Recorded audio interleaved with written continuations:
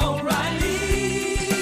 You need parts? O'Reilly Auto Parts has parts. Need them fast? We've got fast. No matter what you need, we have thousands of professional parts people doing their part to make sure you have it. Product availability. Just one part that makes O'Reilly stand apart. The professional parts people. O'Reilly Auto Parts. There's nothing like snook hook sets at dawn or catching a tarpon in the moonlight.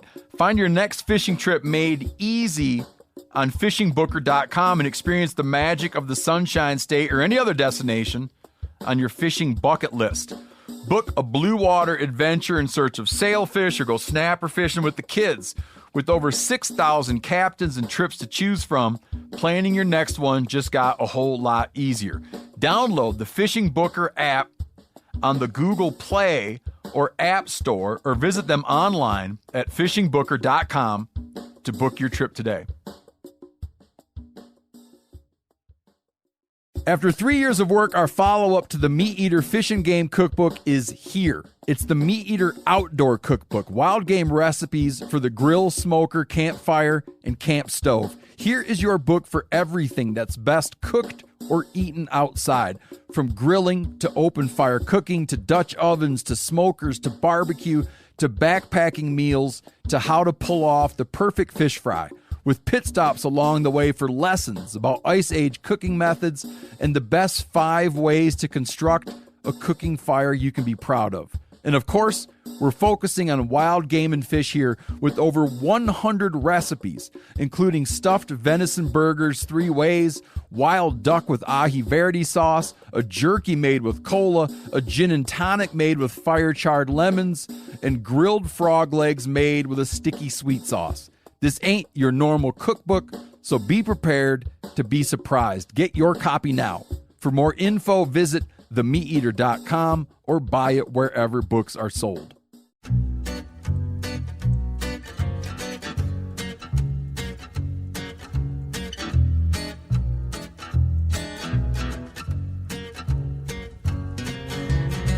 I guess I grew up on an older road. Hey, everybody. Welcome to episode 169 of the Hunting Collective. I, as always, am Ben O'Brien. And we got a bit of an issue today. Phil the engineer is out. He's out sick. He told me just now, I just talked to him to confirm. He doesn't believe it's the coronavirus. He hasn't had it yet, but he's out. He's under the weather. So thoughts and prayers to Phil T. Engineer. So we have a fill-in, stand-in. I feel like maybe better than Phil the Engineer. Maybe Phil the Engineer 2.0. It's Brian Lynn from the Sportsmen Alliance. Brian, what is up? Well, we probably could have used Phil to help set this thing up as I struggle with technology, but we got it. So you're there here. We go. You're here. We're here. That's all that matters. That's all that matters. Like, what's going on in your world? I just literally just called you and gave you like a 5-minute heads up. Hey, man, can you co-host this portion of the program?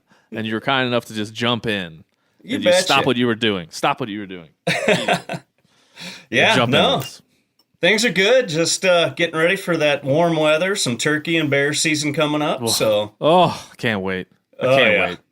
We got a special guest at the end of the podcast that people should stick around for. He has a really important question for everybody, but he actually went out and helped me build a turkey blind this weekend. So we did a lot of turkey hunting, me and a bunch of buddies. Not turkey hunting, turkey blind building, turkey prep time over here, man. And, nice. And the birds were actually gobbling in Montana. Really? In the middle of March. Yeah. It was nice. Oh my God. It just shivers my spine when I hear it. And I just close my eyes and I think of the wonderful times to come. So are you guys going to actually be able to hunt bears this year in Washington? Nobody's banned it yet? Like it hasn't?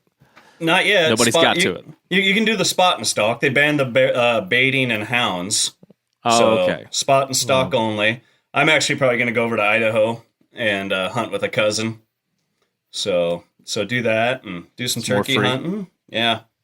It's more free. Well, we talk about that coming up in this episode with Dr. James Tantillo, our favorite Cornell ethicist, a man who's been on the podcast a bunch of times, and he thinks very critically about ethics and hunting and morality. So we flipped him a topic that, Brian, I know you're familiar with, and that's Coyote. I guess we'll call it wildlife killing contest because that's exactly what it's framed as by the folks who want to ban it. We talked to Dr. Tantillo about that, old Jim about that. He had some great opinions that I was a little bit surprised to hear him go on, but totally and definitely agreed with what he has to say. So everybody stick around for that. But before we get to him, Brian, are you aware of Project Coyote? Do you know what this is? Oh yeah. Yep, they're behind a lot of this stuff and always facing off against them. So you have a adversarial relationship, you would say, with Project Coyote. Yeah, it's not a friendly one. It's not. What are they, man? Because I will say, we said this in our interview with Dr. Tantillo. I heard about them from my non-hunting, I guess you call them non-consumptive user filmmaker friends. Like there was a video going around of a film that was made by, or at least for, Project Coyote. And there was a trailer going around about wildlife killing contests. And it was compelling, to say the least. And so this film came out. There's an official trailer. It's connected to a movement, Stop the Kill. There's a petition, as there almost always is. But I would admit to, at least in the forefront of my mind, this is the first time I'd seen Project Coyote.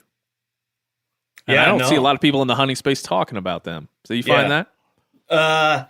Yeah. A lot of people don't talk about them, but they're there behind the scenes. They're just another animal rights group.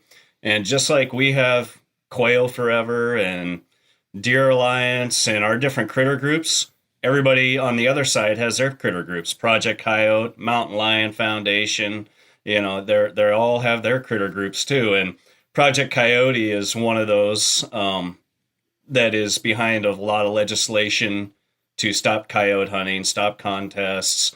They jump on board with other initiatives and legislation, mountain lions, for example, and they'll put out so-called facts and talking points and the emotional side of things to try to ban this.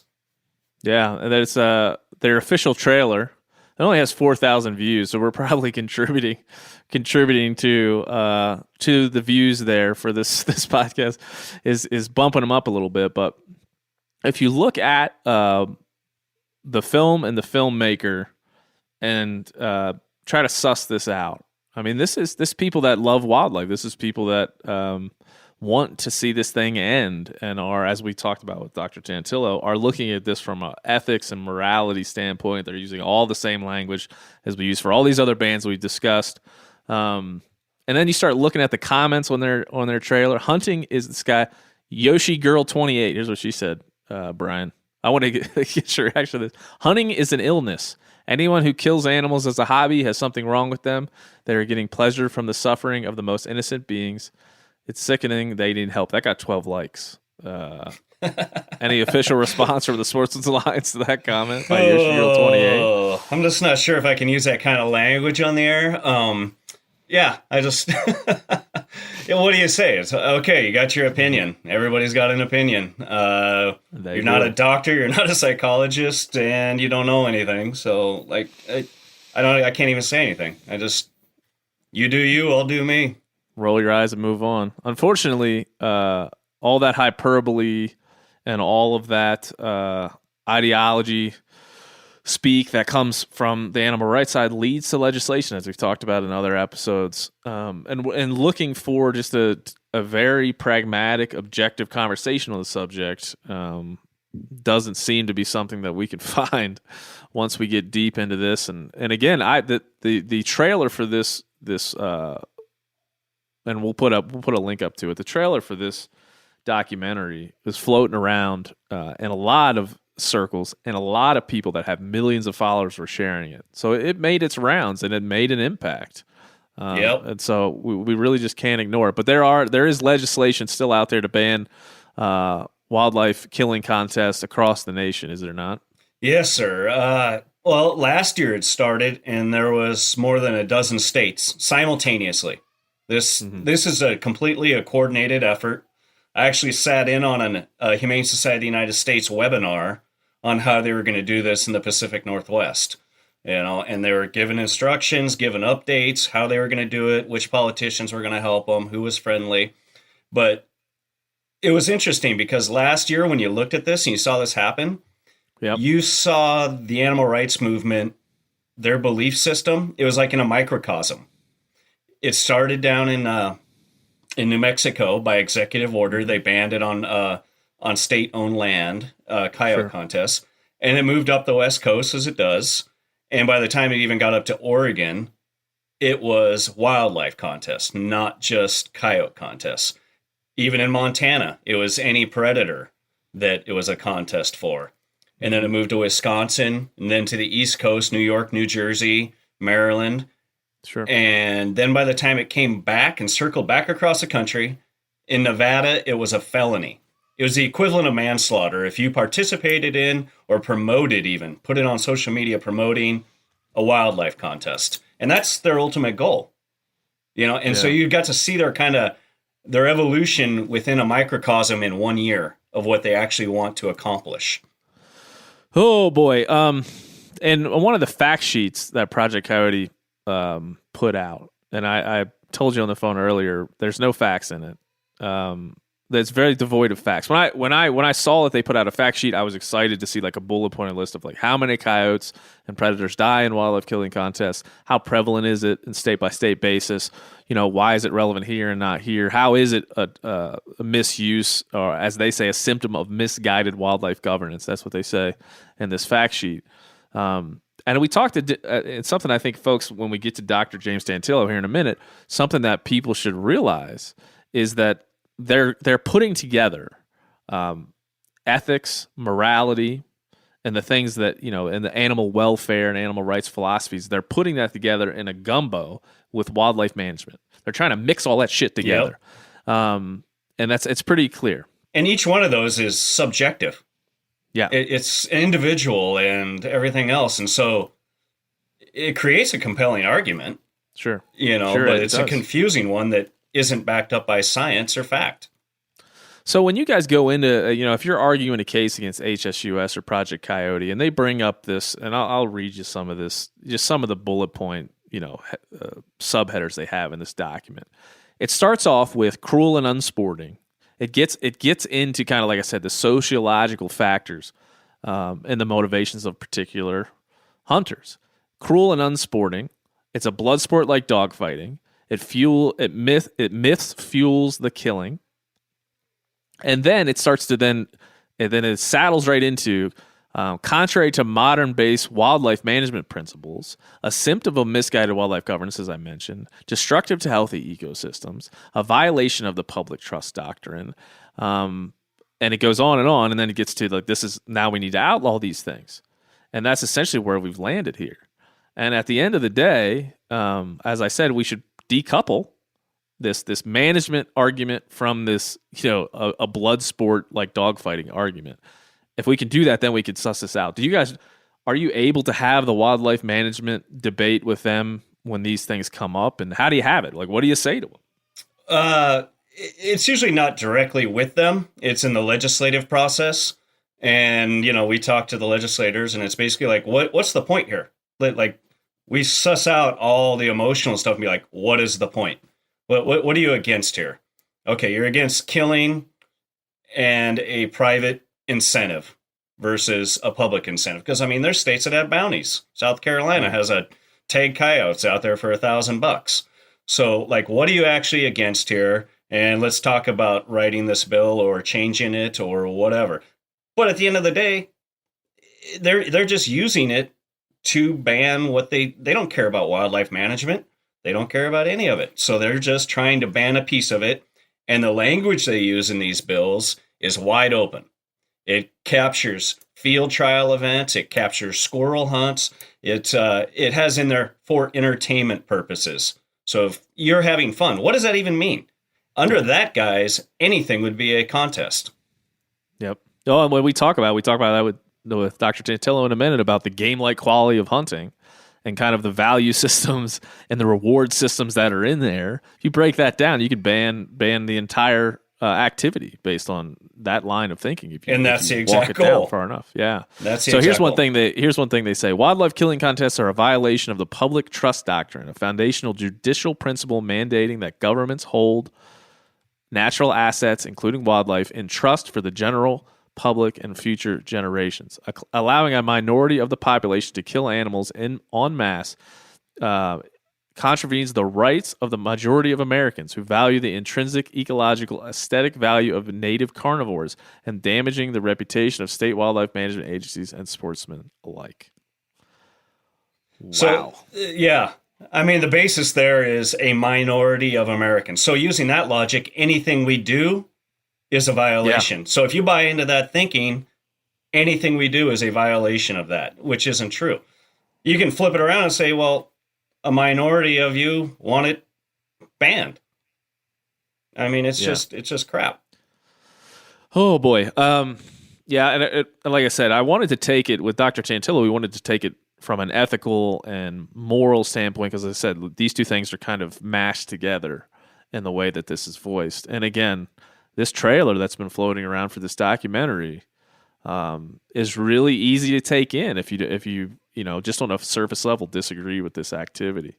There's a lot of I'll tell you this, Brian. There's a lot of hunters quoted, and a lot of people from fish and wildlife departments quoted in this document as against this. Do you run into this as you go through this? Like they're using hunters against themselves in this particular movement against coyote killing contests?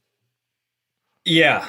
I mean, we see it a lot. I mean, even in other ballot initiatives and stuff, they'll put up somebody who is a guide. You know, they did it in Maine trying to ban bear hunting. Well, the guy was a river guide, but once it's out there to the public, it doesn't matter. But yes, they'll find hunters that disagree with a certain tactic. I mean, it could be trapping and a bird dog guy. So they split us that way.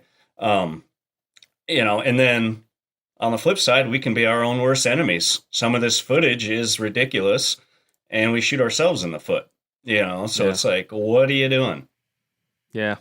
Yeah. This is interesting in that way. We talked about that with Dr. Tantillo about how do we suss out the motivation here, and how do we try to at least avoid being the straw man? Because any hunter that puts out any kind of information on social media or wherever, you have the ability to be made a straw man by these groups. Yeah. That's what they're looking for. Totally. But again, like, how do we react to that? Do we never talk about these issues, which has been suggested in the past, kind of part of the hunting dogma that I grew up in? Or do we just continue to talk about and have these very complex conversations out in public and just say, hey man, we're willing to talk about this. We want to talk about this, but what we're not willing to do is be made to account by your hyperbole and your bullshit activism here. Yeah. And at the end of the day, you look at what's the end result. Motives don't matter. And individual motives, whether the so-called quote unquote trophy hunter who wants something for the wall, or the meat hunter as they're often called, and the gamut in between, doesn't matter. If you're enjoying it for fun, family, meat, whatever, doesn't matter. What's the end result? And that is proliferation of wildlife and wild places. The end result is what matters. Individual motives don't. Yeah, and that's where we get into. That's where this conversation gets into, and we talked about this with James as well. Crossbows, arguing about crossbows, arguing about trapping, arguing about hound hunting, arguing about bait, arguing about all these things. He takes a very a liberty or libertarian based approach to this, and boy, after talking to him, I couldn't agree any more than possible. I think once you hear this in a minute from someone who obviously he doesn't do what you do, Brian. He's not in this every day. He thinks about it from I would say like the ethical and moral dilemma of all outdoorsmen, of all people that go outside, and that's where he's looking at it. That's the lens in which he views this from. So it's interesting. Nonetheless, but before we get to that, we got one thing we got to cover. I know everybody out there that listens to this podcast is waiting for this. And you'll be able to help me because you, Brian, you work at a conservation organization, so you'll be able to help me with this. Let me just explain to you what happened and see if I can get some of your advice. A while back, we asked our listeners, like, what should we call our group, right? Everybody's like Hunter Nation. Everybody has like a thing for their group of people. Right? I made a joke that we'll call ourselves a cult. It's hilarious if we were the THC cult. Well, that caught on. And people People now are using that terminology. I use it all the time. I enjoy it. I enjoy the irony of it. What happened was people started to take that into account. We made a joke next about having membership cards for the cult. People started acting on that, requesting membership cards, giving themselves their own member ID numbers within the cult. And then what happened was I made a joke that we had a brand new hunter that was looking for a mentor in the Blue Ridge Mountains of Virginia, North Carolina. We put it out there to our audience. 17 or 20 people wrote in to offer help to that hunter. I made a joke. Hey, this is like our first regional chapter of the cult. Next, what happened next was people started making Facebook pages with regional and state chapters of the podcast cult that we've started here. And so and then last episode, I called for everybody, if you want to be a leader in this fictional podcast cult that we've got going, reach out to me and we'll figure it out. Oh, boy. Well, hundreds of people reached out. And now, I got a spreadsheet. Let me pull it up so I get an accurate number. But now we have roughly 34 state chapters of this podcast. And 3 regional chapters that cover 43 total states. So we basically got the whole country covered with regional chapters. And what we're going to do is create Facebook pages for each one of those regional chapters. We've declared leaders for each one of those chapters. And maybe on next episode, we'll let you guys know how you can find those things. But now I've backed myself into a corner where now I have like this non-accredited, non-501c3. I got my own conservation organization here, and I don't know what to do with it. So as we pulled you out of the bullpen because Phil got sick, but I mean, I feel like you can really help us out here. What the hell do I do? Am I in trouble legally in any way? I'm not a lawyer. I like to drink beer and I can make stuff up. So me too. Take my advice for what it's worth and what you're paying for it. I don't think you're in trouble. Okay, thanks. But Ben, boy, you can step in stuff. Boy, you just step from one thing to the next, don't you? That's how I roll. Yeah. My whole life is one big just mess I've created. But now we have these very passionate people, and we are going to create these groups, state by state groups, and really the basis of these groups are getting mentors for new hunters. Yeah, this is what we're doing. This is how this started. This is what we're going to do. So in my mind, it's a really good thing. But I also like to I just like to work this out in public because I don't have no idea what I'm doing. A little bit scared and a little bit excited, which is the state I like to be in all the time. that pretty much describes you. That's you perfect. And I have partied. You know what's up. We partied in Vegas. Yeah, you disappeared. I turned around, you were gone. You were on the phone, and then you were gone. I was like, "Where'd you go, Ben?" They call that the Irish goodbye. Yeah, it wasn't even an Irish goodbye. We were in a hotel room. We like turned around, you were gone. You were on the phone with your brother or something. Yeah. Any goodbye could be called the Irish goodbye. So anyway, do you have any? How do we do this? We have the chapters, we have the leaders, we got all these people willing, and I don't know what to do. Yeah, I like it. Probably some type of mentorship, and every chapter has to do something mentoring wise. Yes, each season. That's right. Bear, turkey, deer, elk, whatever the big ones are in your state. Requirement. That's a requirement. Yeah. All right. Yeah. All right. Get Brian, somebody you're now new the out. vice president. You're now the vice president of communications for the cult chapter leadership. Let me just say this. This really upset me in a way that I never thought it would. We have, like I said, most states covered. I can give you the full list, but we have most states covered. We even have three provinces in Canada, a military chapter. Wow. And we're getting around here. But here's the thing. The 3 places that I've lived, I did live in Illinois, but I don't count that. So we strike that from the record. I never lived in Illinois. The 3 places that I've lived that I'm proud of, no offense, Illinois, you're fine. Texas, Maryland, and Montana do not have leaders that have raised their hand up that want to start a chapter. So I just want to put that out there. We're missing... The states we're missing right now are Montana, Idaho, Wyoming, Hawaii, Alaska, Maryland, and both the Dakotas, and also the District of Columbia. But that I don't think that's going to count. No. And I don't think we've seen West Virginia either. So if you're out there listening right now and you're a leader and you want to be a part of this weird thing we're starting, that's what we need. And then we can fill out the full country. And if somebody needs to, ruin the O'Brien effects of those 3 states in particular. Yeah. I mean, that's not good for your legacy, man. Yeah, they just step up and level set the damage that I've done by moving to these places. Yes. You don't. You're kind of working for hunting, and you're undermining it. Appears a little bit. Wherever you're showing up. It's a double-edged sword. We had a guy write in about how a meat eater particularly was like ruining hunting, and it was this very logical. I mean, I was very proud of him for saying it's a very logical step-by-step argument as to how we were ruining hunting. It started like, you're making it popular, screw you, and then it went from there. It was very good. So I'm always trying to be aware of that. I was a little bit worried about that, and I understand. I get it. But anyway, if you're out there in those states and you want to be a part of whatever it is we're starting here, you're welcome, and we need you. Hand up, be a leader, and hopefully, when this is done, by the end of this fall, we'll have every state covered, and there'll be people out there hunting together that never would have known each other prior, and we'll have done something good, man. And introduce new ones.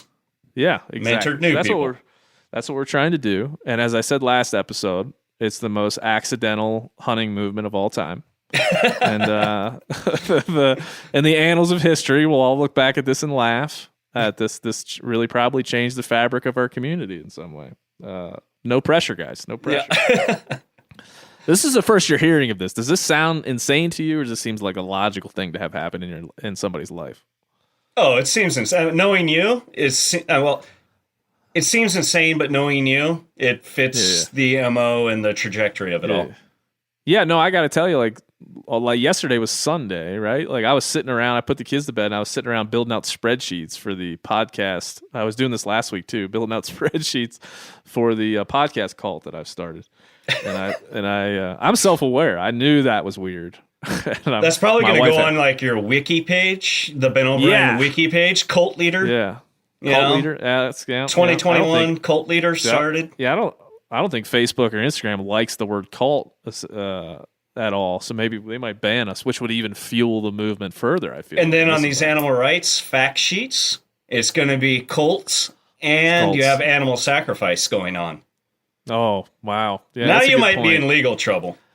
See, I'm trying to think all the future paths that might lead me into trouble here. But I will say, let me call out some people that volunteered.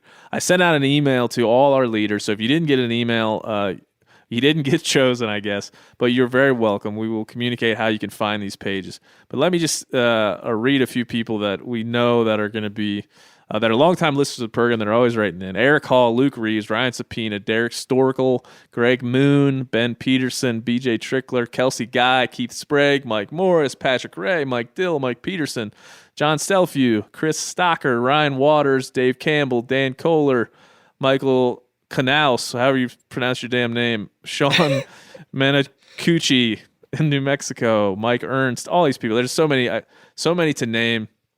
A.B. Rich, Aaron Shaw, Matt Barrick, Jacob Davis, Martin Resnick, Jordan Rigsby, Nuri Hong, Brian Howe, Jim Fleischner, Jared Adams. There's more, but thanks to all you guys for stepping up, putting your hand up, saying you'll do this, even though you don't know really what it is that you're doing. So we appreciate it, and we're going to keep on rolling, Brian. And again, as Vice President of Communications for our regional chapter call, thank you for volunteering for that. I appreciate that. Yeah, you're very welcome. I'm going to get the lawyer up on speed dial now. Yeah, I'm. All those people I just named, appreciate your helping them with any PR trouble that might come from this. All right, well, I think we've done our jobs. Again, thanks for pinch hitting for old Philly engineer, man. You betcha. Thank you. We're going to keep talking about these very interesting. We're on a roll, man. We started with California bears. We went last week into the Wisconsin wolf situation, and then we have steered the ship right into the iceberg that is wildlife killing contest this episode. So we're going to keep on keeping on where that's concerned. And I think trapping has to be next, right? Trapping has to be the thing we talk about next. Yeah, trapping on public lands. It's big right now. They're pushing that hand in hand with the contest stuff. Yeah, I think that's the next thing we're going to touch on. And this one, like I said, this one just came to my to my desk, as it were, from people that aren't in the hunting community that are passing around a lot of propaganda and things that really, man, they don't paint us in a great light, and they're using hunters to do it. People that are willing to talk about these pursuits and are willing to be filmed for it and really believe in what they're doing. Yeah, and the tough thing with that is you never know what context it's taken in. Right. Editing, you've worked in TV and stuff, and you can make any soundbite sound like whatever you want it to. Yeah, and it often happens in this way. These folks aren't coming into this with pristine motives. They just aren't. There's a lot of confirmation bias. There's a lot of culture hacking going on, and these things. So it's good. And like I said, I wanted to talk to you about this, but also just bring in someone from across the country who's sitting in Cornell University right now, teaching people about ethics and morality and teaching people about wildlife sciences and thinking about this. And so now, here is our friend, Jim Tantillo.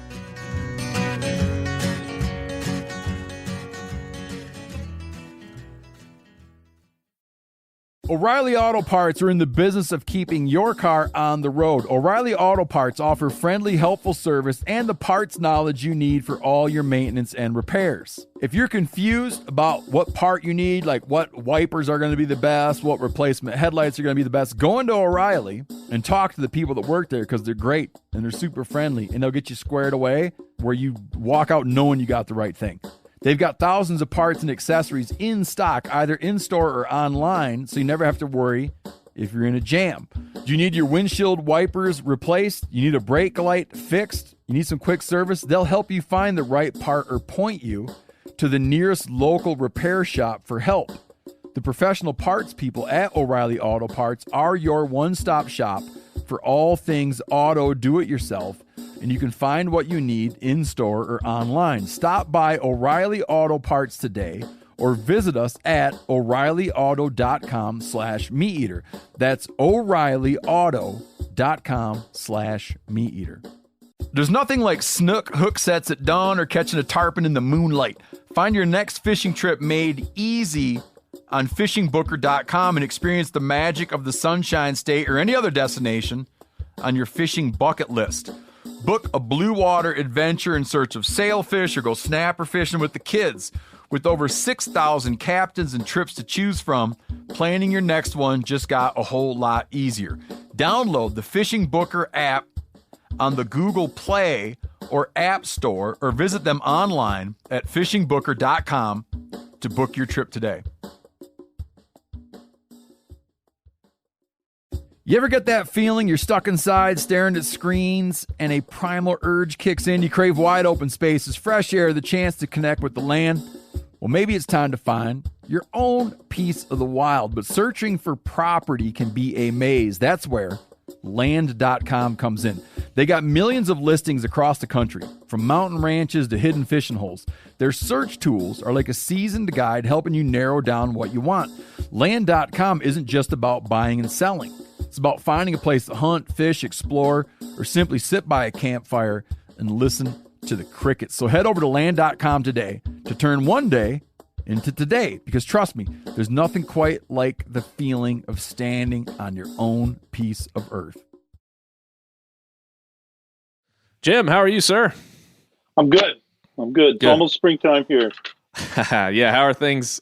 We were just talking before we hit record about how things are looking at Cornell. Everybody's hot on, returning to normalcy at this point, I think. So what's happening over your neck of the woods? Last time we talked, we were in full lockdown, I think. Right. No, I've been teaching in person since February and 5 days a week. So it's I'm back on campus in my office right now. Again, the challenges have been trying to Zoom it at the same time. So you're teaching a lot of students and you're teaching a handful at home. Yeah. So, but so far it's fine. Well, I'm glad you guys are still doing it one way or the other. And right. And of course, like I said, last time we talked, we were full lockdown mode thing. A lot has changed. Did you do any hunting this fall? You get out at all? Oh yeah. I put my teaching off in the fall, so I took a full month to Michigan and hunted my German short hair pointers, and then hunted deer in November. And yeah, was pretty good hunting season actually. That's good. My daughter That's good. shot her first deer. Oh, awesome. That was very exciting. She named him Bucky, so that was kind of fun. How old's your daughter? 22. So there you go. There you go. We've deemed this the year of the new hunter on this program. We have a lot of people that are joining our community. It was her first time hunting, and she did a great job. She really did. So that's awesome. That's awesome.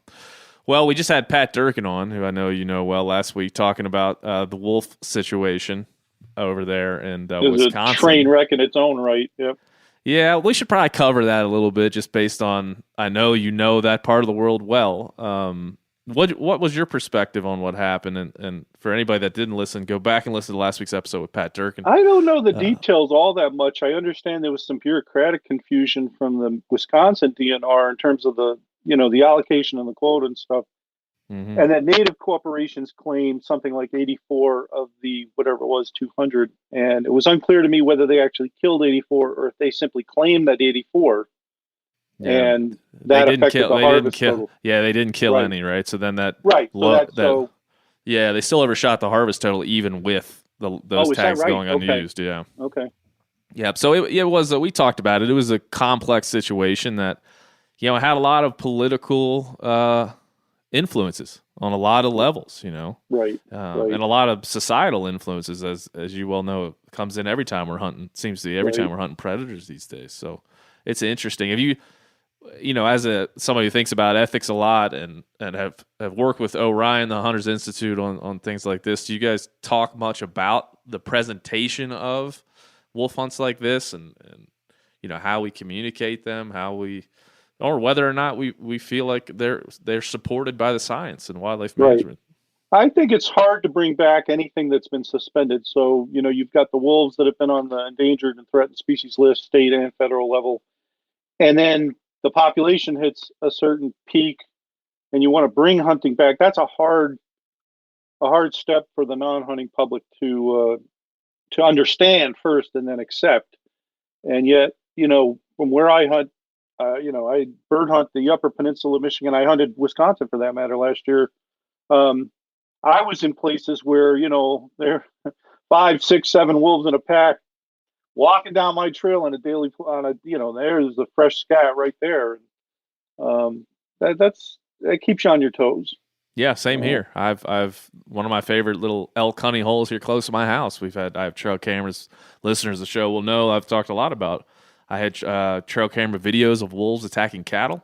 I had them.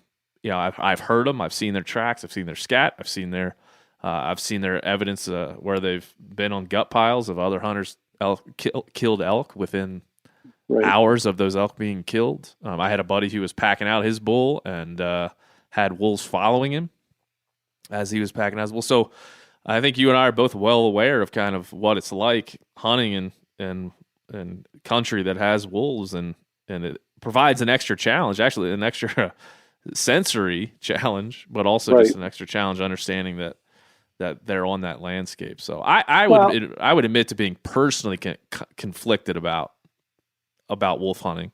It's not something that I think I would do, but like from a model of conservation standpoint, from a understanding how the ESA should work, and then how we should transfer, and as you said, pick hunting back up and where it had been halted. I do understand that, support that. I think that's the right thing to do. But again, I understand where people are coming from if they're just a little bit hesitant about it. Yeah, this will be related to the coyote topic as well. I mean, with any carnivore, there's a pragmatic argument alone, independent of moral questions of shooting wolves, coyotes, bears, whatever, that the hunting makes the rest of the animals, warier than they would be, wary of the human presence, so that you're not having coyotes walk into people's backyards and, eating chihuahuas or, staring at a kid in a baby stroller sort of thing.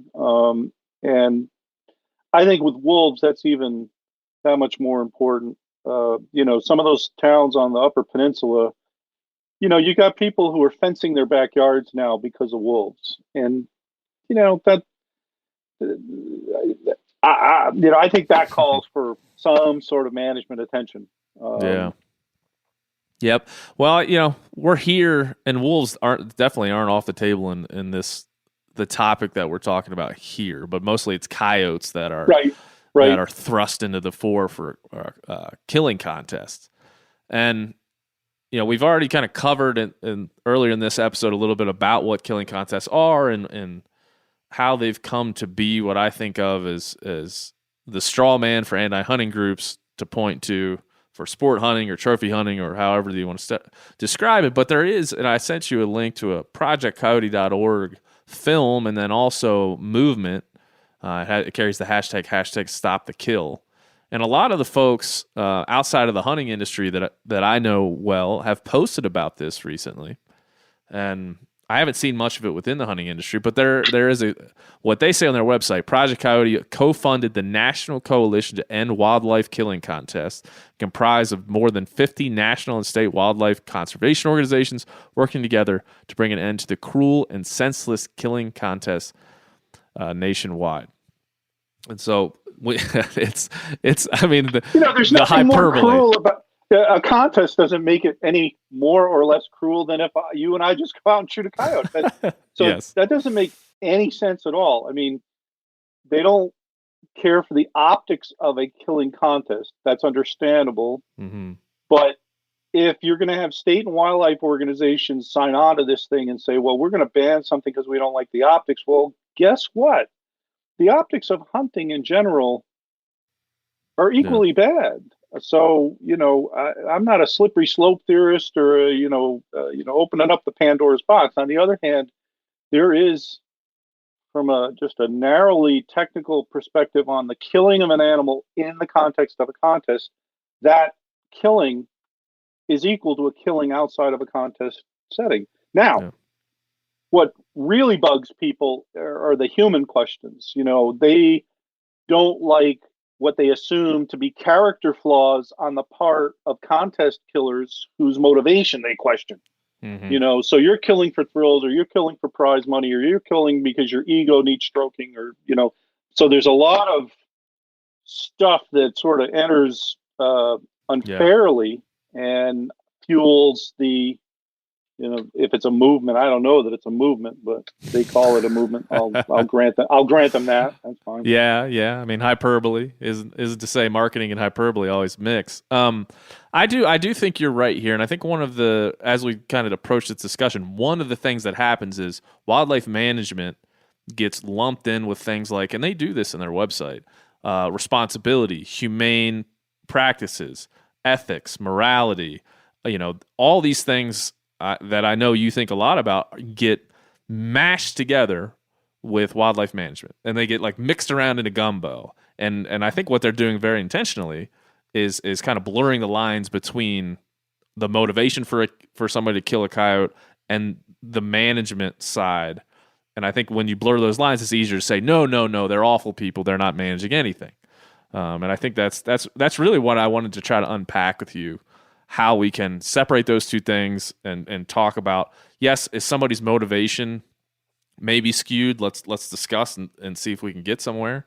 But how we, I've been using this word a lot, like decouple this humane, ethical, moral responsibility with our responsibility to manage these, and more practical responsibility to manage these animals.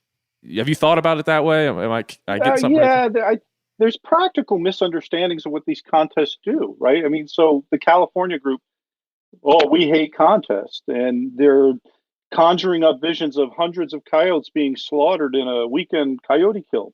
The reality is, some of these contests, you're having novice coyote hunters sign up for something. They say, that sounds like it'll be fun, and at the end of the day, we'll have a hot dog in the clubhouse and see what happens. And many of these contests result in a very low sort of kill count. I don't know if you know that. I'm going to go in a really different direction with this. the folk singer Tom Rush. I do. Tom Rush is a New England folk singer who retired to Jackson Hole, Wyoming, and he put out an album called "Trolling for Owls," I think back in 2006. And he comments about how different Wyoming is from New Hampshire. And one of his examples of how different Wyoming is they have these coyote contests. And he has this whole long wind-up spoken word where he's talking about this contest, and all these guys come from all over the place, and at the end of the weekend they killed 2 coyotes.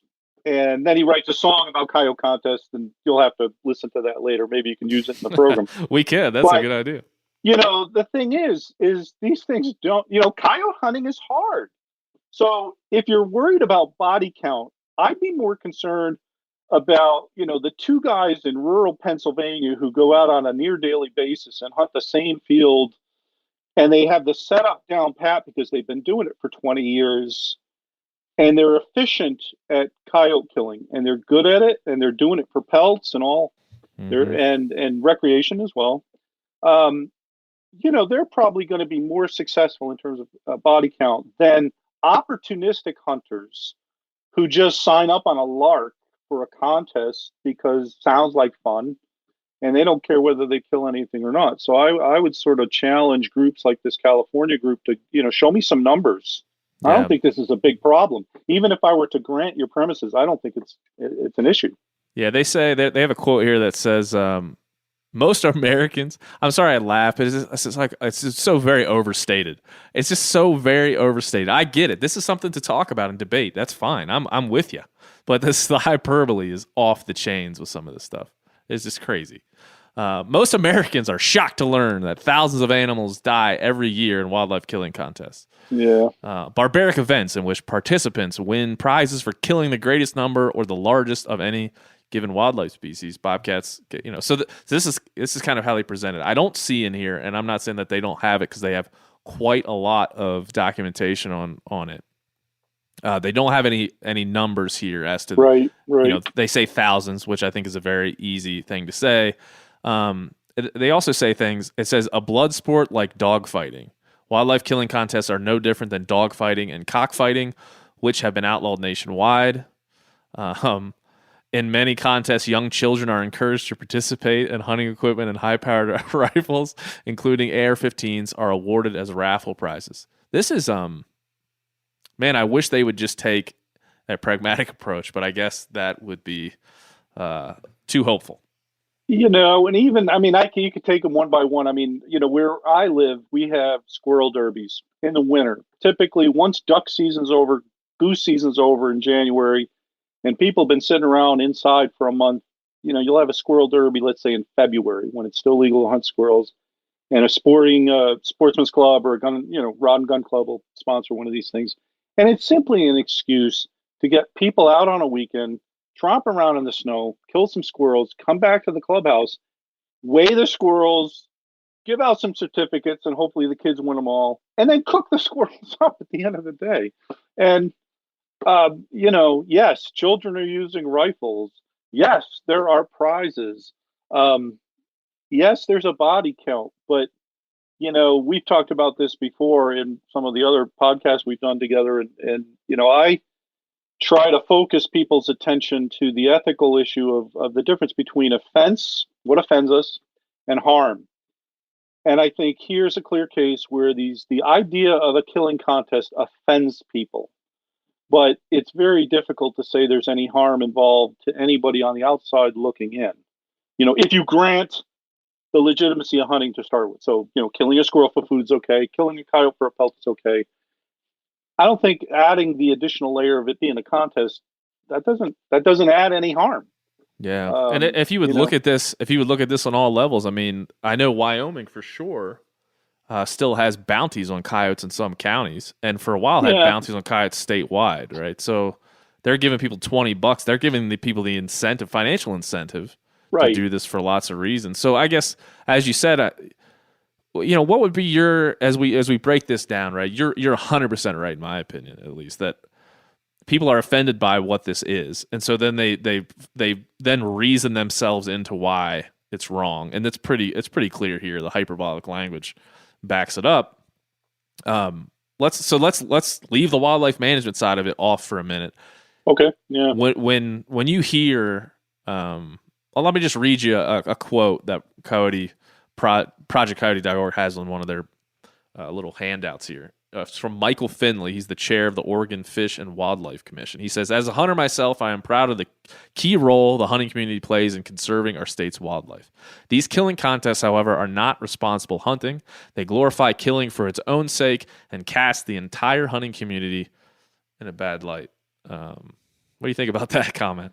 That's fine. That's just hunters pointing their fingers at other hunters and saying, I don't like the way you hunt. It's my way or the highway.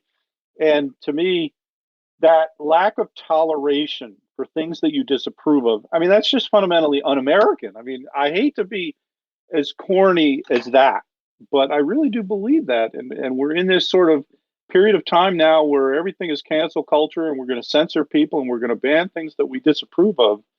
And, this is what animal welfare and animal rights groups have been trying to do for decades. They're trying to divide and conquer. And so here they have found an issue where they can get hunters pointing their fingers at other hunters. So they're finding hunters who are willing to do their dirty work for them. Yeah. And it's a stroke of genius. It's a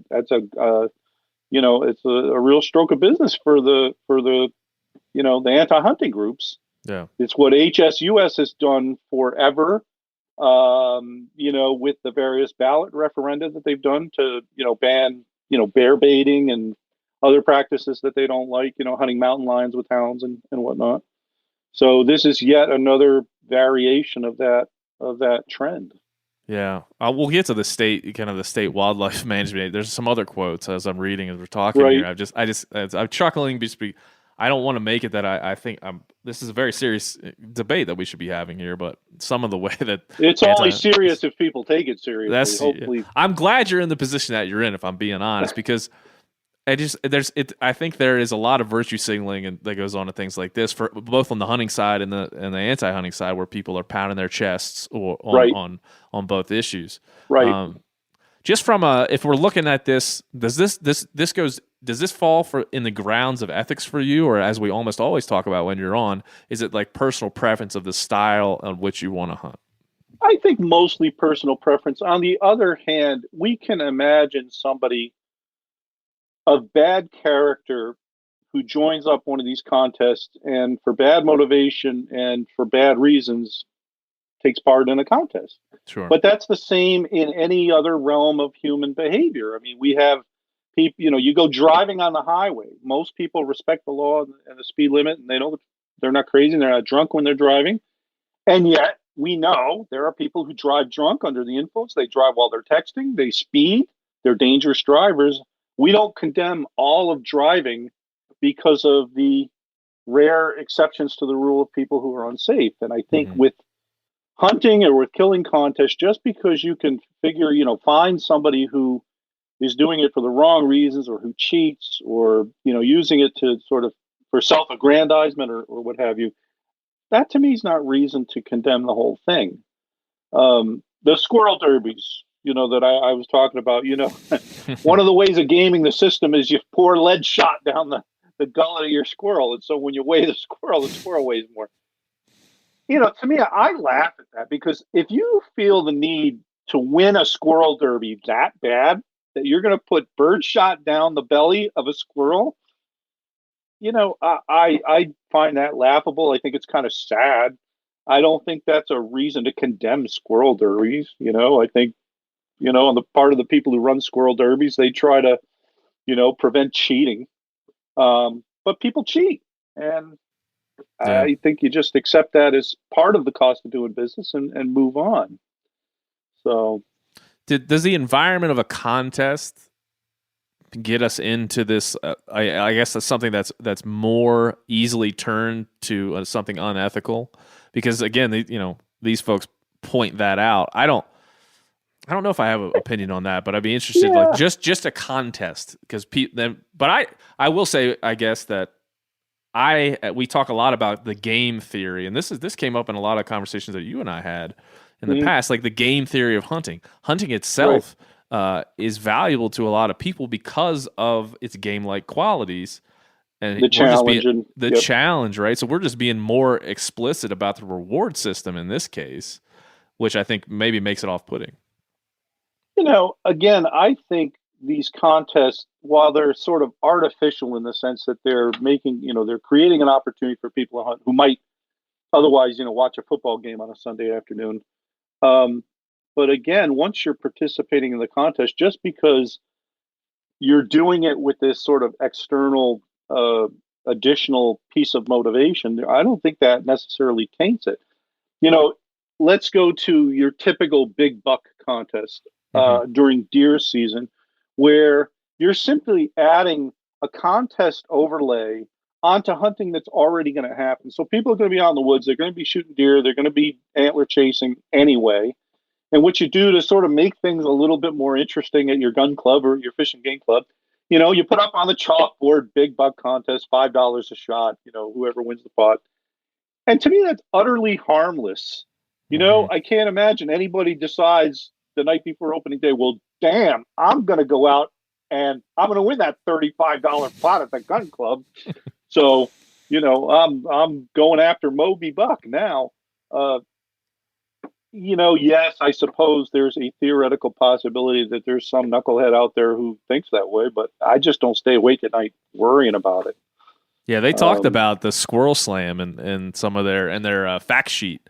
Right. It's hilarious that they have Project Coyote fact sheet and there's just no facts on it. There's not a single data point. There literally is not a single data point that I can call out. That doesn't surprise me. A fact sheet to me should have like bullet pointed data, and this has nothing. But it does. Well, I mean, it's it says 40 states it's legal. It would be a hard thing to track, and even assessing whether something's legal or not. This is like football pools, right? Technically, football pools are illegal in a lot of places, and yet every office has a football pool. Every office has a March Madness pool, and it's the same thing. Like we also in this area sometimes they'll have woodchuck, marmot, groundhog shooting contests where simply people are out there shooting woodchucks anyway, to cut down on woodchucks in hayfields. And a fish and game club in the middle of July, when they're not seeing much of the membership, will say, let's have a woodchuck hunt, $5 an entry, biggest woodchuck, most woodchucks. And again, there's nothing necessarily offensive about that. People would be out there on their own shooting woodchucks regardless. And to have to me, I interpret this as having a little bit of innocent fun just to add some sociology to it and have people get together and, grill burgers at the end of the day while they're weighing woodchucks. I just don't see this being a huge problem. Yeah. There is like I said, so much of this that it just seems like this intentionally misunderstood. I mean, they say in the same document, killing contests are condemned by sportsmen because they violate fundamental hunting ethics. They're fundamentally deceptive, perhaps. I mean, I think, here, I don't know the website, and I'll have to look at it after the podcast and study it a little bit more. But if it's anything like HSUS, I mean, it's just similar. I don't know if I can say a bad word on please. The term is bullshit. I mean, right? We've probably even talked about this maybe in some of the other, the classic ethics essay by Harry Frankfurt on bullshit is widely read. It was on the New York Times bestseller list 10 years ago. Princeton University Press published it as a standalone book. And, Frankfurt basically says bullshit's more pernicious or damaging to society than out and out lying, because the bullshitter doesn't care about the truth. The bullshitter just bluffs his or her way through it. And I think what you get on this level from these kinds of groups is a fairly high level organized form of bullshit where they can make it up as they go along, and nobody's going to ground truth them on any of these claims, right? Because the audience that they're preaching to, they've already made up their mind. They hate killing contests. So then that fact sheet's not there to actually change anybody's mind. Yes. They're preaching to the choir. Yeah, I mean that. When On Bullshit is what it's called by Harry Frankfurt out of Princeton. Right. It's been some years since I've read it, so I was just pulling it up. Man, it is good. It's a classic. It's so good. Deceptive misinformation is one of the things I remember that he talks about in that quite a lot. Right. And I think that's what this is. And we've talked about this kind of over and over. We talked about this on this show when it came to the California effort to ban black bear hunting here this year. We just talked about it with wolves in Wisconsin, and we'll touch on it again in this case.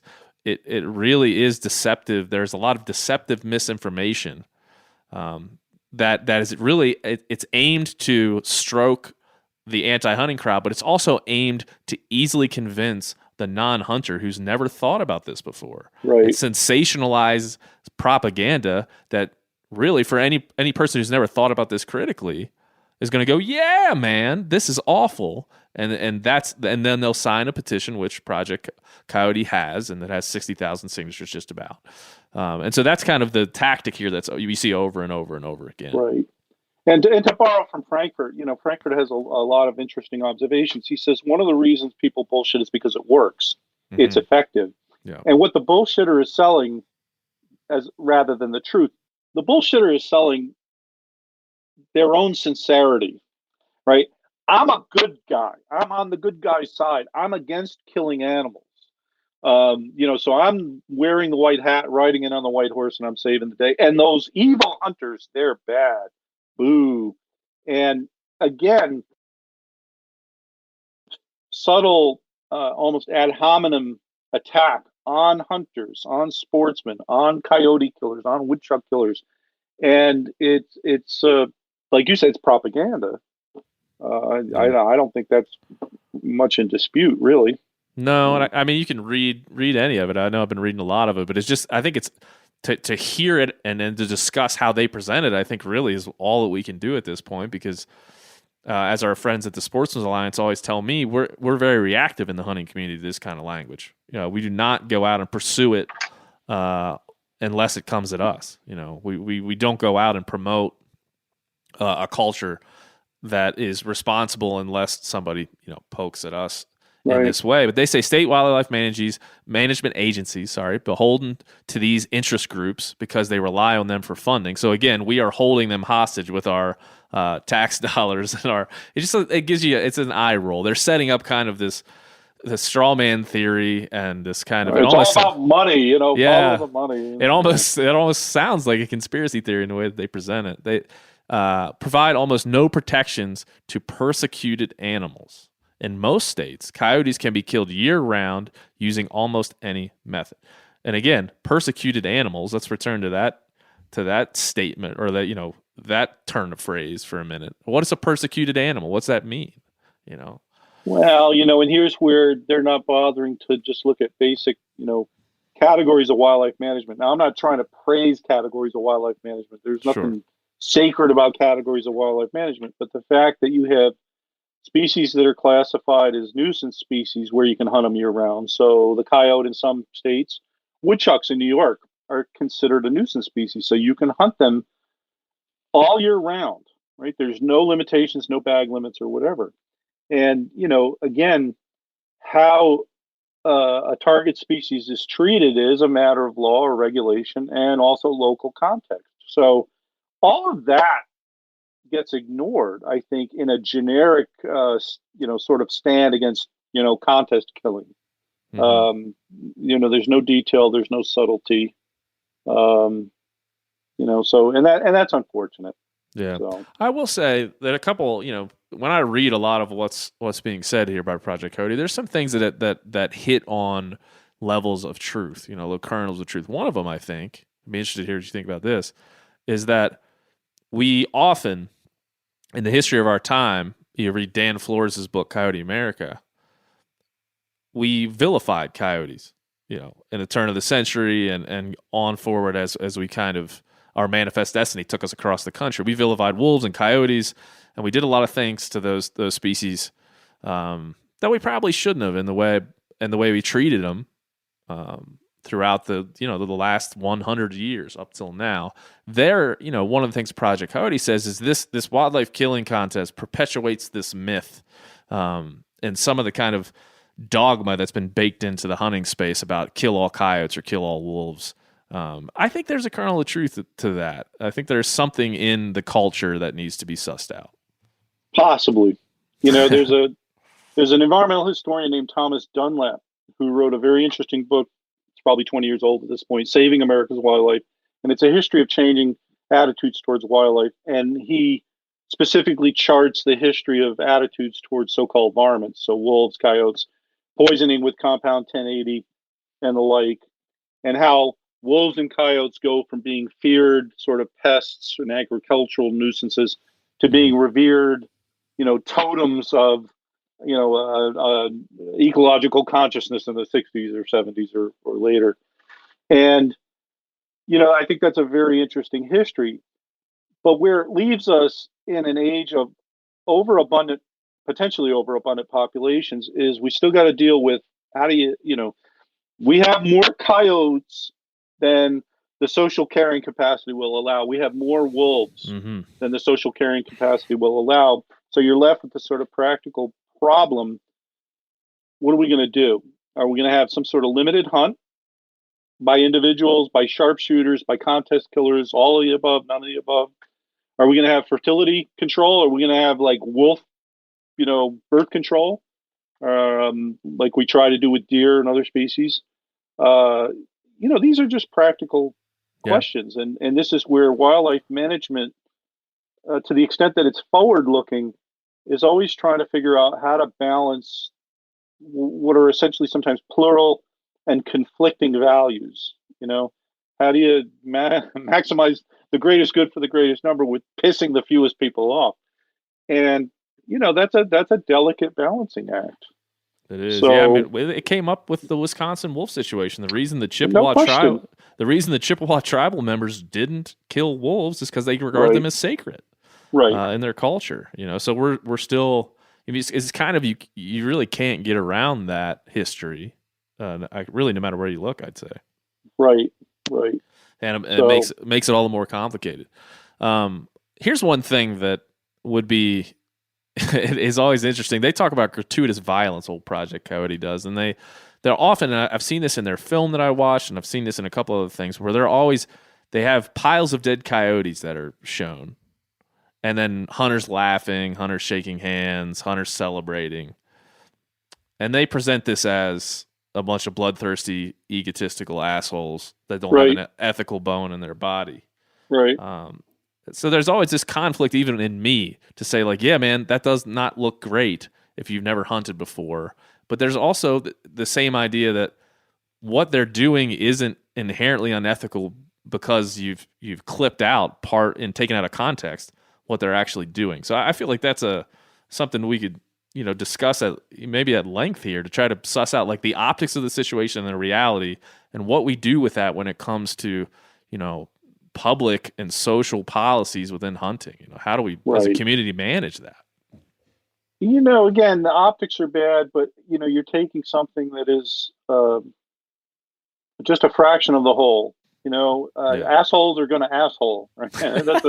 And think about the. That's a T-shirt, Jim. That's a T-shirt. I know. Well, there's a book, a theory of assholery. It's another philosopher. You can look that up later.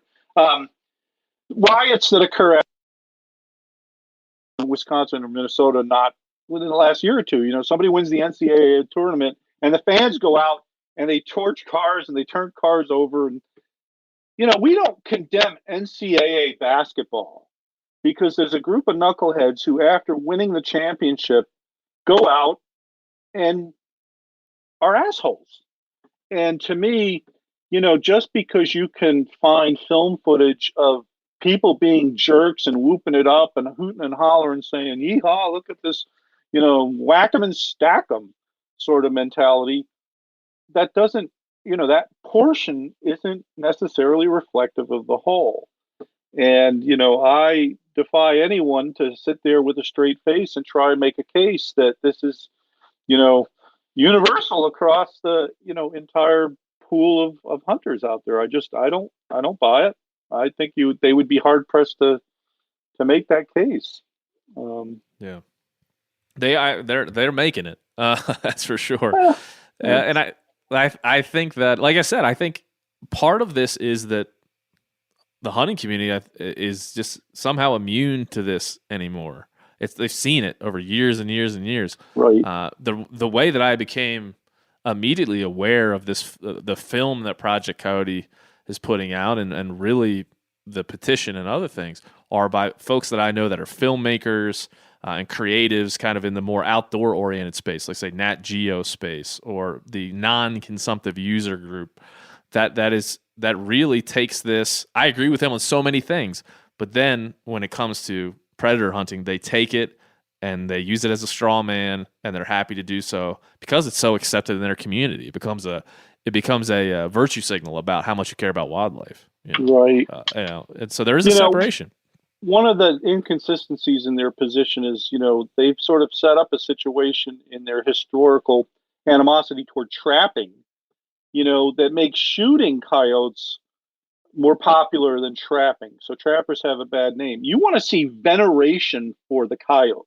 I tried to get my trapping license. I've watched lots of trapping videos. It's something that maybe I'll do eventually. I never thought I would be interested in it. But you watch trapping videos, say on YouTube, of these guys who are specifically trapping coyotes for coyote pelts, and they absolutely venerate the animal and treat the animal with just the utmost respect, and talk about the challenges in some cases of trapping and snaring, specific animals.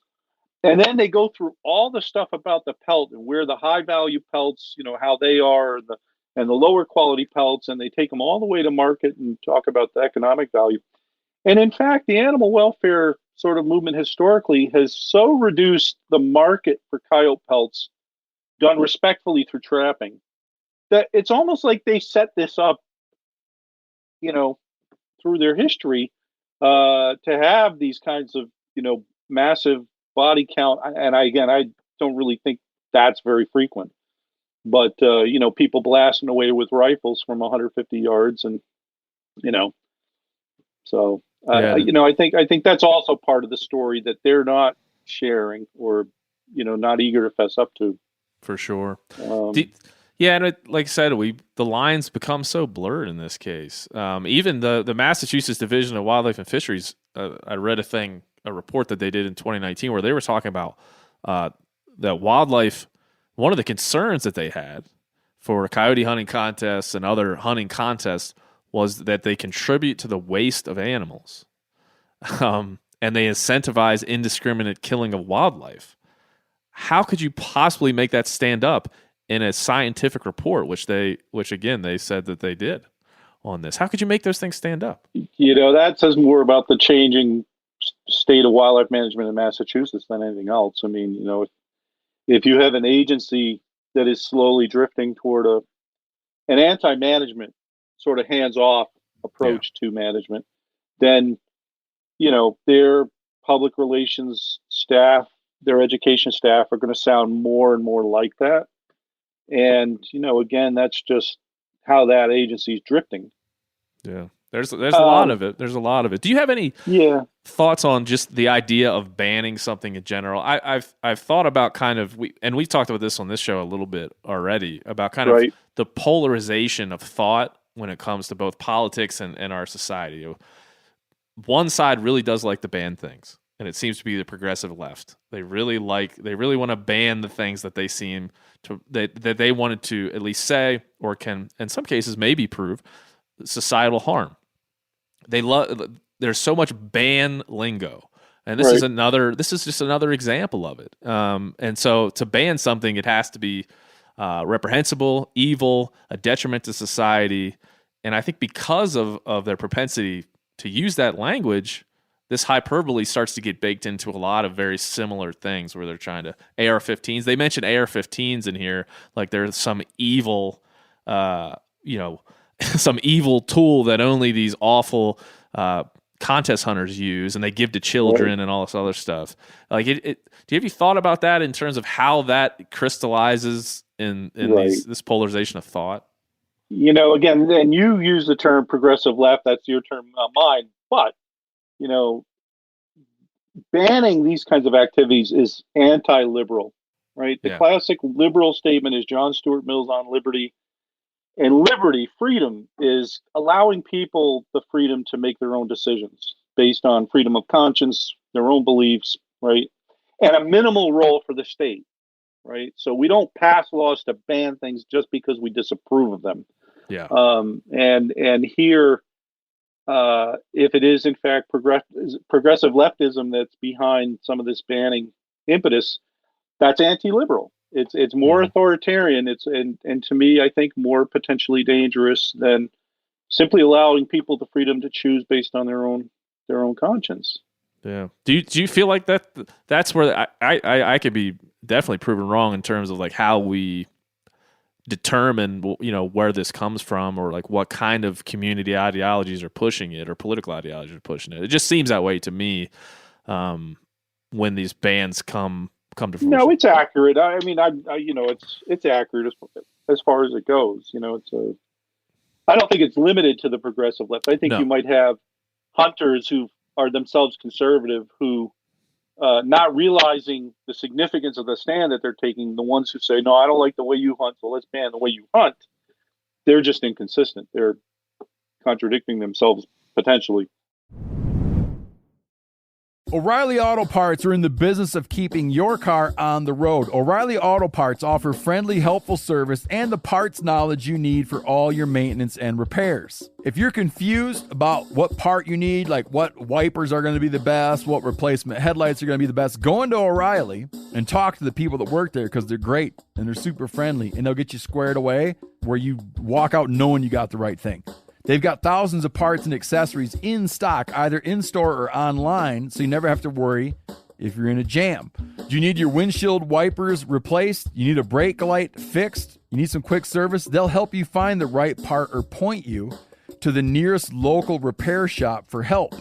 The professional parts people at O'Reilly Auto Parts are your one-stop shop for all things auto do-it-yourself, and you can find what you need in-store or online. Stop by O'Reilly Auto Parts today or visit us at O'ReillyAuto.com/MeatEater.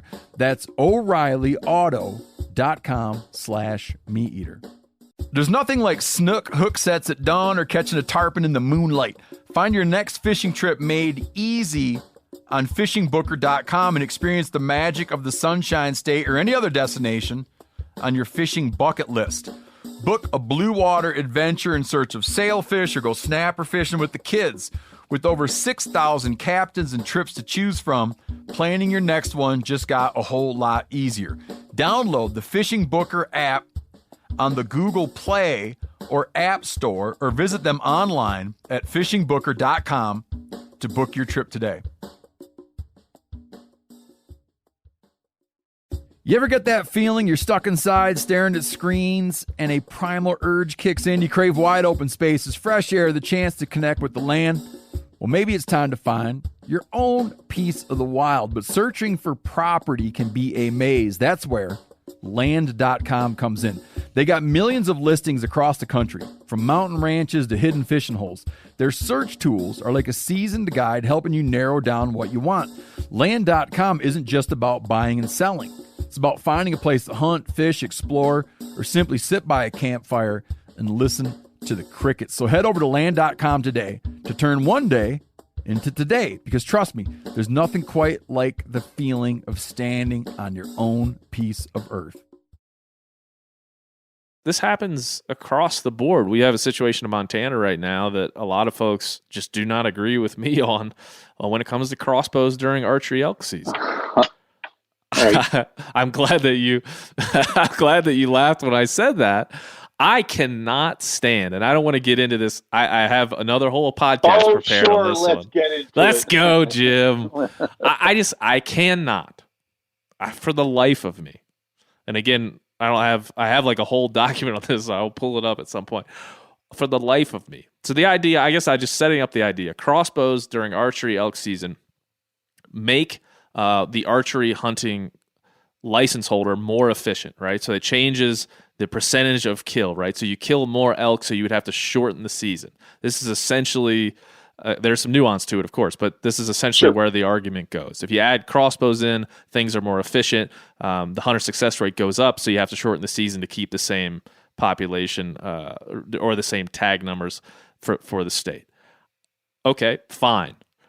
How could you possibly, using all logic presented, argue for a less effective killing tool in hunting? How could you possibly sit on whatever high horse that you're on and say that crossbow, because I like my 7-week season, that we need to be less efficient in killing, and we can't have this horizontal bow or non-archery tool. Right. This is where I'm at. I would just say to people, if you're going to sit there and tell me that bow hunting is less efficient and we want to keep it that way, I can't. I've heard people call it wounding season within the hunting community. So I just, that's where we are in Montana specifically, and this has happened across the country with whitetails and other things. Right. I can't abide by that. It just doesn't make objective sense to me. Well, and there you can, analyze this morally or ethically and just say those people are selfish, right? Yes. I mean, I'm going to way oversimplify by saying that, but if you have people whose only interest is their self-interest, saying, I want more for me, so I don't want to share my hunting season with crossbow hunters, that might reflect a lack of character on the part of people who are just sort of whining and bitching about crossbows. Moreover, if part of the point of having an archery season in the first place is to sort of represent the sort of spirit, at least, of primitive arms, right? In many states in the East, for example, Pennsylvania, yes, flintlock archery season, muzzleloader is flintlock only. The idea is primitive arms. A crossbow is as primitive as you can get. Go back to the medieval art from 1376, Gaston de Phoebus's Livre de Chasse, the Book of the Chase, and there are multiple chapters about how to hunt everything with crossbows. So, I don't know that there's a whole lot of argument there. There's a lot of assertion with no argument. There's a lot of assertions with no evidence or reasons. I don't like it, period. Yeah. That's usually not a good basis for policy.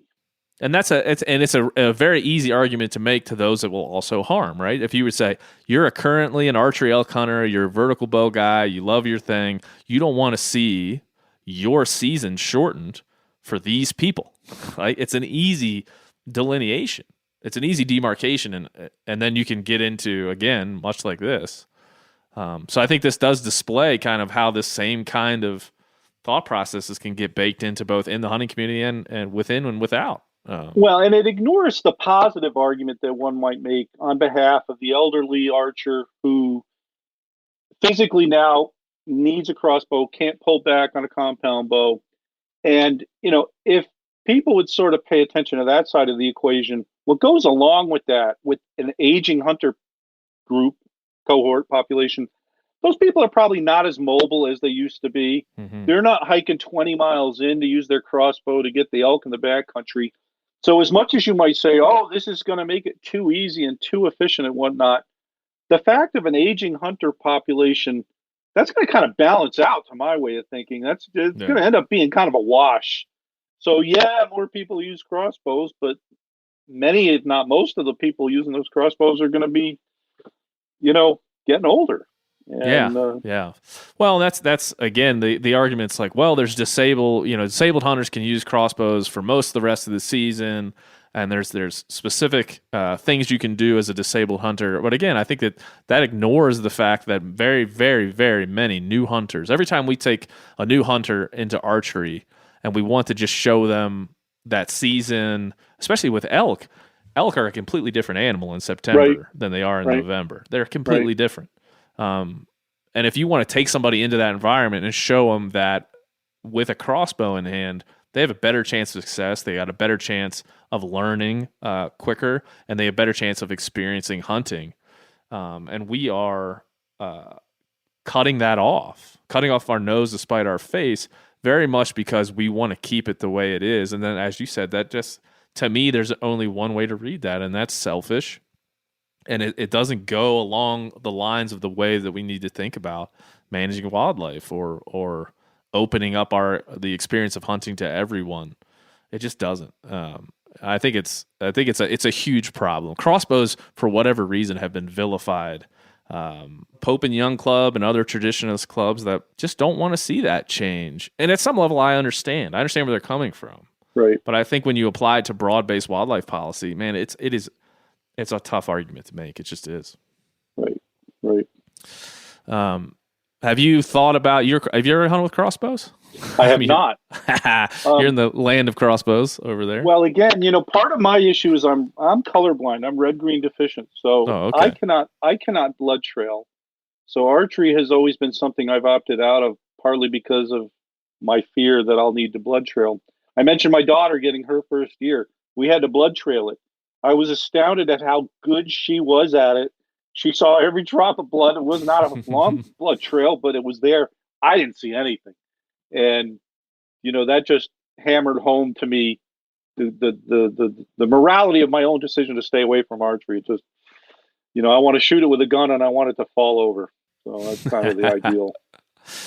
Yeah, when I think about, I have a young son, when I think about taking him hunting and I think about where he should start from, right? And how he should build out his competency. And I do want to tell him that we want to challenge ourselves in this endeavor. But as we probably talked about here quite often, I'm thinking about fair kill first and fair chase maybe after that.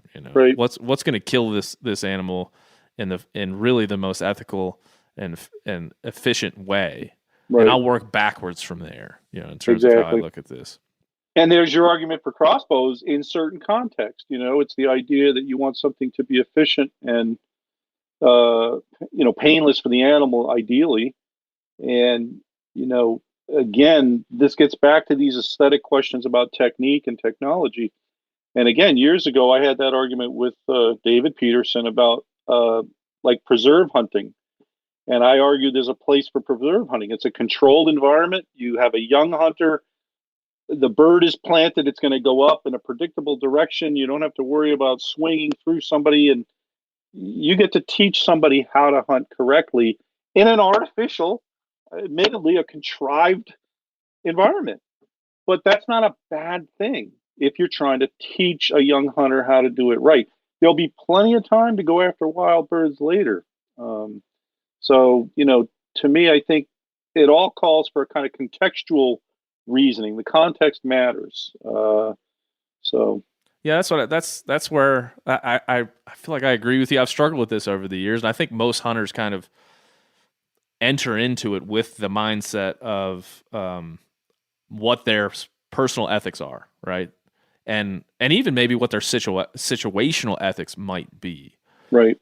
But it's often such a solitary decision that you have to make that your public declaration of how you feel about something and your private action are often at odds sometimes. Right. And you have to then determine, do I tell the truth about this? That I wounded 3 elk this year? I didn't, but that I wounded 3 elk this year, but I still don't want people to have crossbows.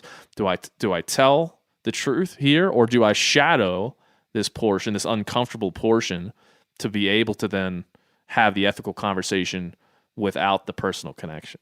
Right. And that happens quite often. Well, and crippling loss is something that nobody likes to admit to, and yet it happens, and I don't think there's anything to be gained by denying it. Do you want to sell it in a big way? No, because, optics do matter, but and crippling loss isn't a reason to ban hunting.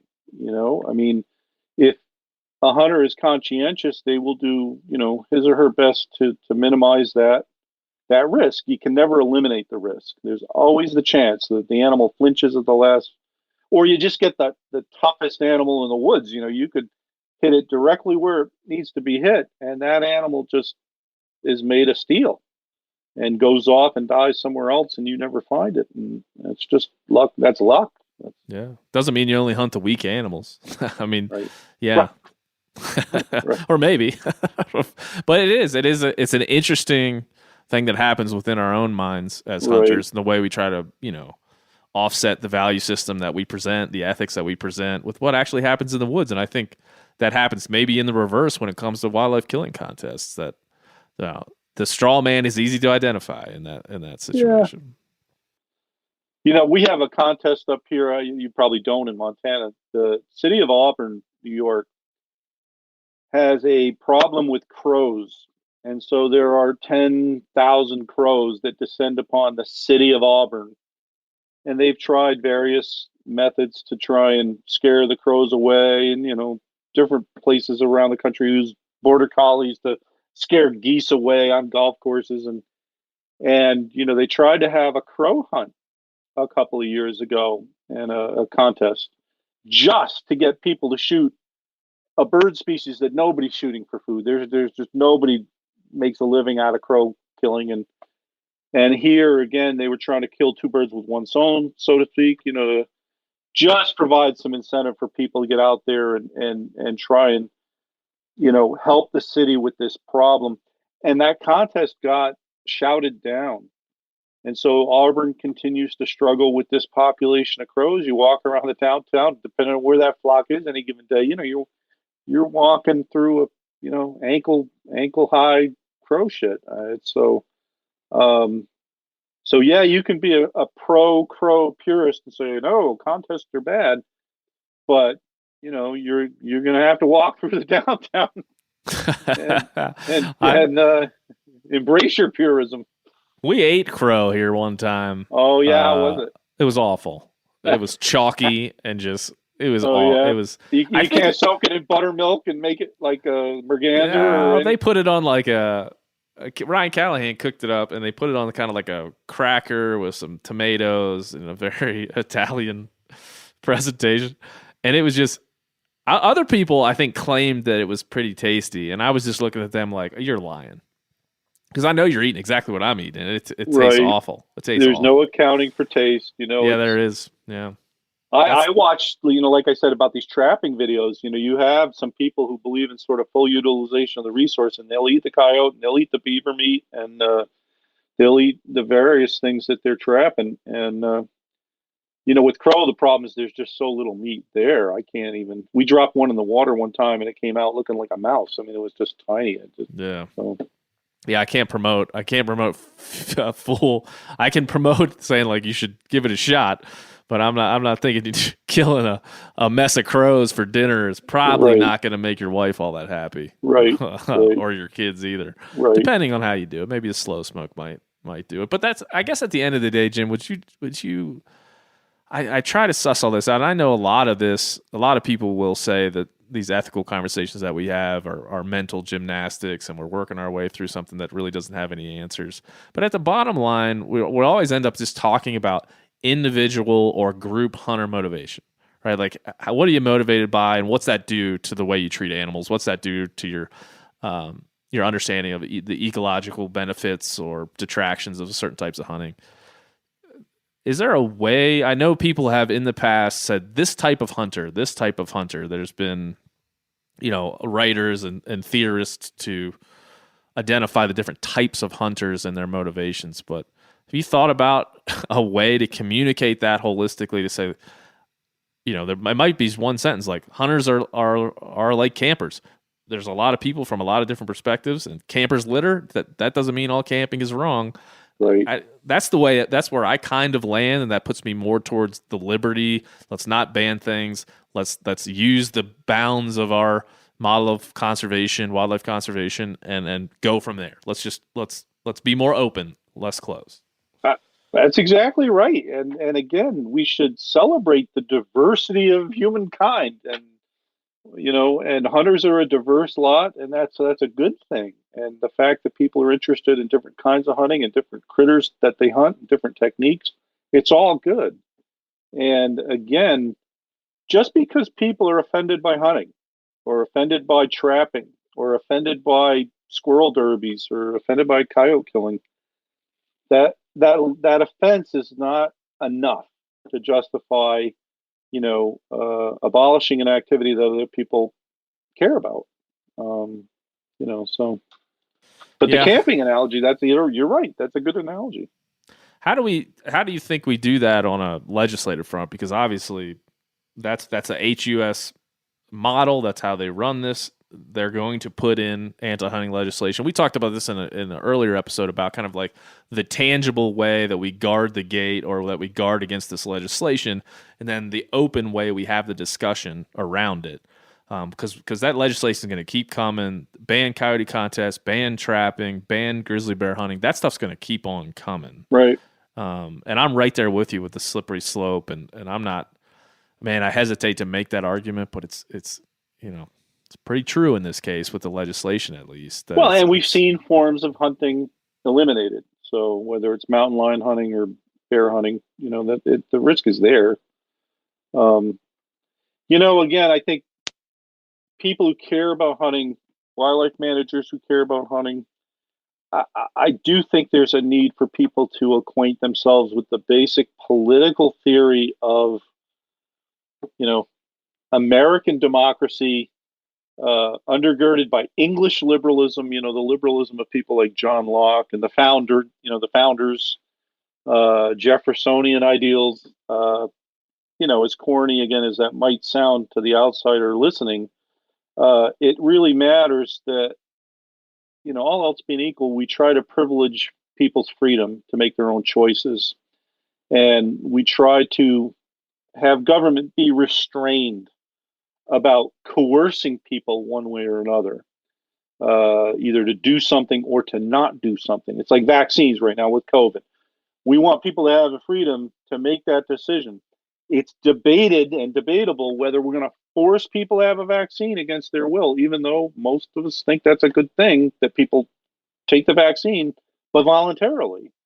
And that's the dilemma between freedom and freedom of choice and the role of society in dictating people's choices, using government as the instrument and government as a blunt instrument. So I just think we need to just continually reacquaint people with that sort of basic level of political theory. And a little of it goes a long way, because you're kind of reminding people of things they already know or that they learned in like high school civics or middle school civics, and they just haven't thought about in a long while. Yeah, it denotes the idea that we're often with these critical issues talking past each other, right? Like we have completely different ways of framing the topic. With gun control, it's stopping mass murders or protecting your family. That's not a debate you can have in a rational way. Those are two very different. Yeah. Not usually. Yeah. Those are two. It's set up to fail. I think wildlife killing contest is very similar. It's stopping the victimization and murder of wildlife. And on the other side, you might say, well, I've been told that if I kill a coyote, it's good for this ecosystem. I trust the North American model of conservation. I trust the state game agencies to tell me what's right and wrong. If it's not illegal, it's probably right, and I should be free to do it. I don't know if that's really that might not be apples to oranges in terms of comparisons, but just trying to line that up. It's a cartoon on each side, right? Because you can make a cartoon or a parody of the contest and dramatize it and point out everything that you think is wrong with it. And by the same token, you could make a fetish of the North American model and say it's all about ecosystem health, when in fact, most of the time it isn't. If you have an overabundant coyote population, the ecosystem may be just fine with having lots of coyotes. It's the people that don't want to be overwhelmed by coyotes. It's the people that don't want to be overwhelmed by wolves or crows, or woodchucks. And if you default to the North American model, that itself is a kind of elaborate bullshit. It's way too easy for hunters to try to pin it on the wildlife manager. Well, they tell us that we're killing deer to save the deer. That doesn't make any sense. It's never made any sense. There's lots of reasons for killing deer, killing coyotes or wolves, and some of them are social. And we should just fess up to that. I love that. We have 2,000 wolves in the Upper Peninsula of Michigan, and honestly, we could get by with 1,000, right? And we'd make everybody happy who loves wolves because they're still there and they're a symbol of the wild and they're sacred. And the bear hunter who just had his 4th hound munched by a wolf is probably going to be happy that at least somebody is kind of siding with his interest in having hounds and doing something about, what he perceives to be a problem. Yeah. I mean, the guy in Wyoming who I was just reading an article the other day, a guy in Wyoming was quoted out of Casper, was talking about how he has sheep and he is very much for a $20 bounty on coyotes. And he shoots a coyote on sight, right? And buries them and doesn't tell. Yeah. Probably. And he's very much for the bounty system, right? I'm sure he wouldn't mind wildlife killing contests. But I feel like that's really good advice in terms of the model of wildlife conservation. I'm probably guilty of kind of using it. I try to use it as guardrails, as a way to keep us It's a factor. you know. No, I'm not trying to say it's not a factor, but Sure. here's where the North American model backfires with overabundant deer. And Wildlife Society members are aware of this. The North American model says we don't sell meat, right? We do this because we let the individual hunt and fill his freezer. But pretty soon we're going to have to privatize a market in venison because there's too many deer. And the North American model is contradictory because, oh yeah, we allow hunters to consume their own meat, but it ignores trapping, which is done for market-based sort of reasons, or at least historically has. So you can trap beavers, and right now the beaver pelt is worth, what is it worth? $15, $12, whatever. I mean, they're still a price. So I think looking forward, this was the point earlier about wildlife managers having to look forward. They can't get locked into a North American model sort of mentality. They're going to have to be creative going forward. And yeah. I mean, our bison herds in the state of Montana, bison is livestock, right? But yet we hunt them in certain places. I can get right. This is a very nuanced thing. I don't want to present as like general. It's a livestock and you can hunt it. There's a lot going on there. But there are some inconsistencies in the way that we view wildlife in certain capacities. And again, the North American model being as imperfect as it is, has kind of pushed us, to your point, a little bit toward kind of captive cervids being served up as venison at fancy restaurants around the country and being sold.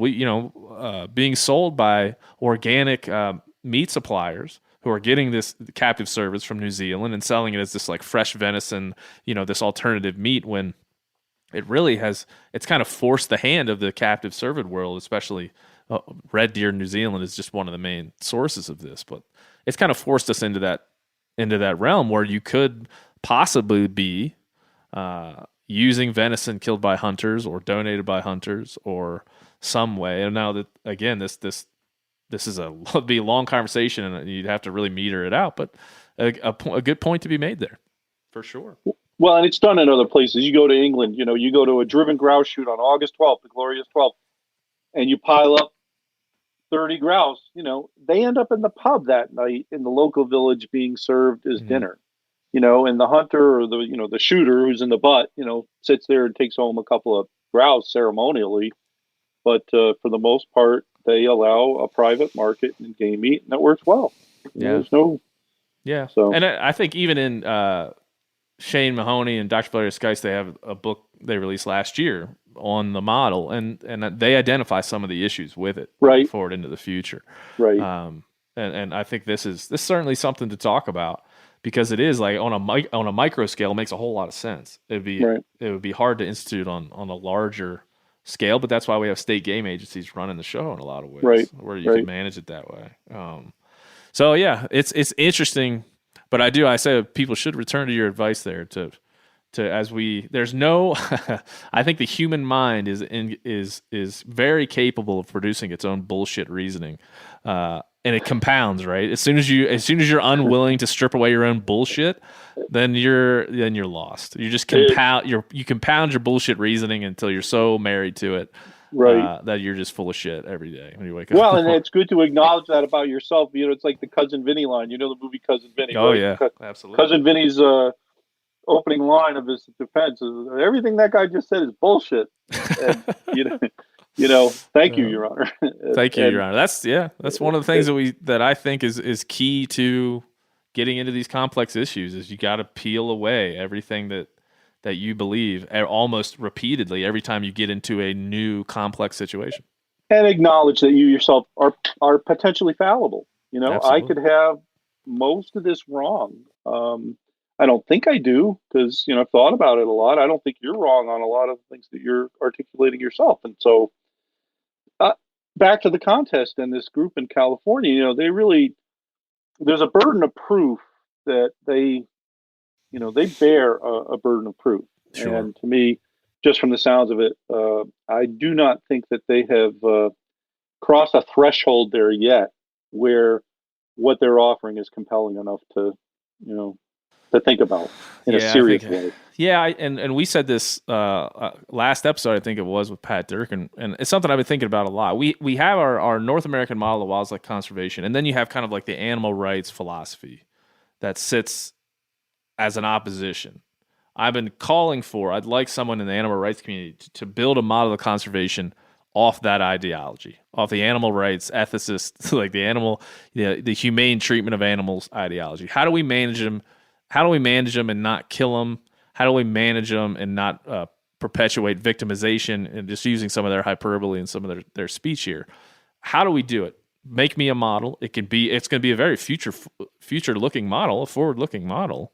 It would have to be, just by the way that it would be sussed out. But that's one thing I would love to see, so we could at least compare the two and say, like, don't just tell me that because hunters give a bunch of money to state game agencies that they're beholden to us. Tell me what your alternative to that is. Right.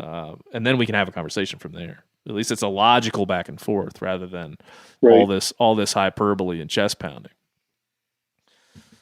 That's where you think we'll ever get that? Not sure I'd hold my breath.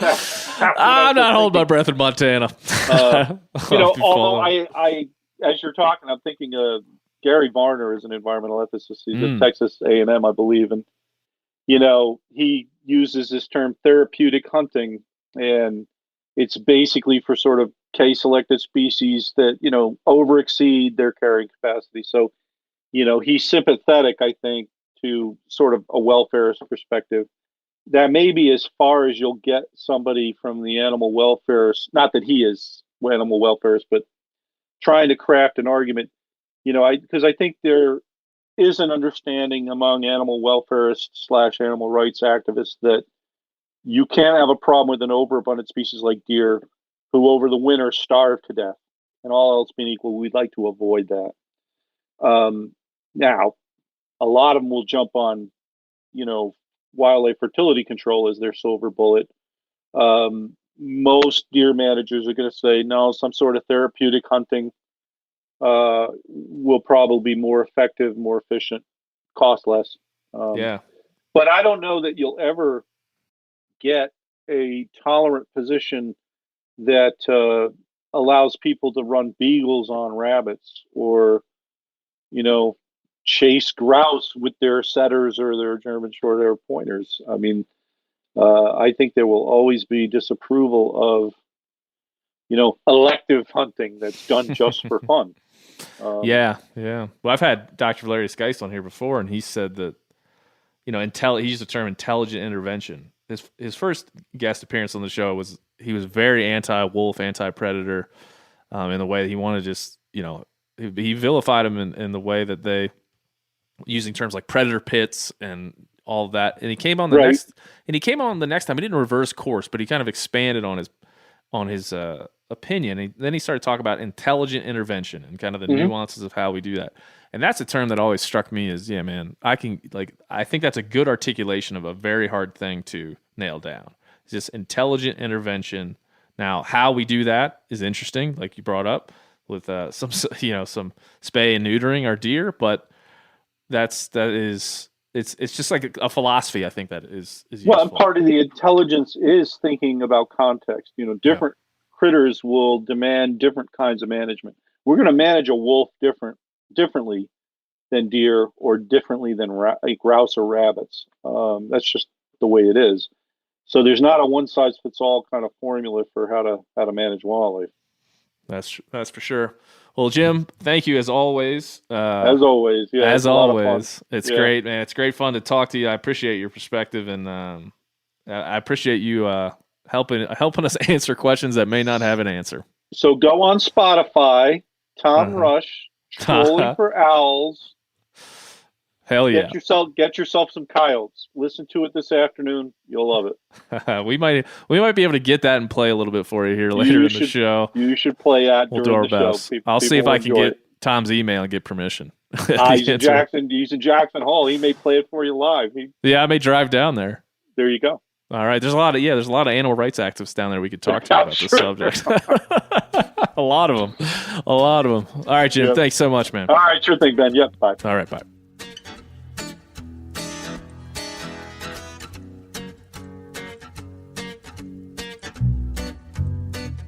That's it. That's all. Another episode in the books. Thank you to our buddy Dr. James Tantillo from Cornell, as always, for coming in and helping us break down some of the more important issues, complex issues in our space.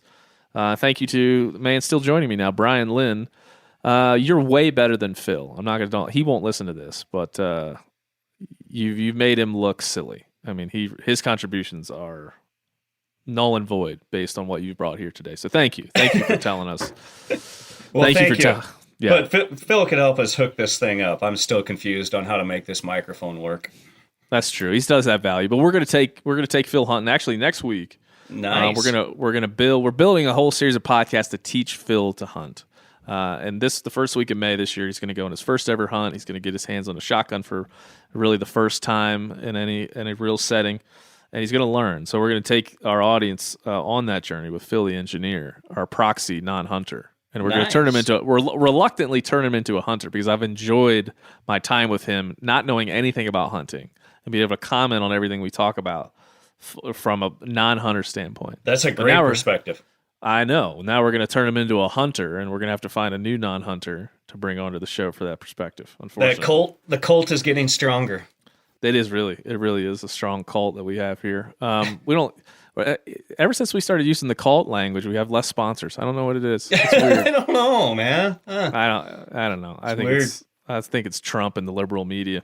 Well, I blame them. You might open up a new revenue stream and a new audience. So that's true. I'll probably write a book. I'll come out with some sort of pill you have to take to be.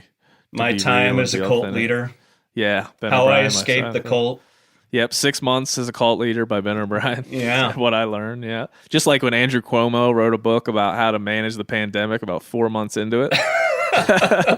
Celebrating how awesome he was at it. That's what I'm going to do. Yeah, yeah. I'm going to say 4 months as a cult leader by Ben O'Brien. What I've learned, and how awesome I am at it. Mm-hmm. But anyway, if you received an email from me and you're on our leadership board, great. If you haven't, next week, we're going to give you details on how to find these pages and be a part of these groups and mentor new hunters or be a mentee yourself. And we're going to keep on growing this thing, even though I'm a little scared. But Brian, you've given me a little hope. You know how I am.